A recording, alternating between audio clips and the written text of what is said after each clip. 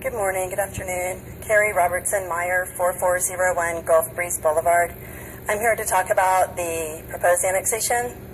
To me, I've read that the water and sewer is going to be $13 million, and it seems like that everyone in Corpus Christi will be paying for that, and we kind of need to be paying for the infrastructure that we're really needing to rebuild here in the central city and other parts of town.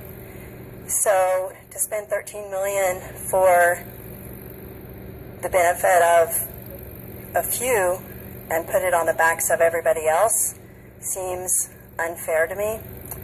I also feel that there should be more, to slow down the momentum of this, because I read the Northwest Corpus Christi Master Plan, which includes Calallen and parts of Annabelle. It's from 2001 when Bill Kelly represented that district, and it talks about annexation up there, that's a potential growth corridor.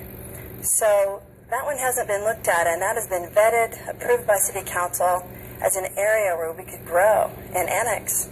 So to have something like this come up in such a short time and have it be discussed and voted on without many people in our community even knowing about it. I ask people about it all the time, what's that? So I think that it would be more transparent of the council to delay this.